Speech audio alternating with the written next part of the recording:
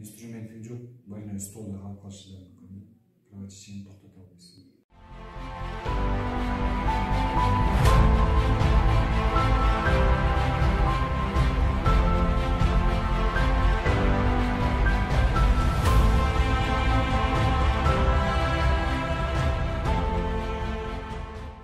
Жаза баштадык.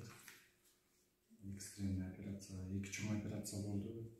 Экөөнү тең операция жасаганга туура келди. Аны алыскы районго жөнөткөндө жолдон ар кандай коопсуздуктар жаралышы мүмкүн болчу. Экстремный операцияны, любой экстремный операцияны негизи убагында албаса, осложнениясы аябай грозный болот да мындай.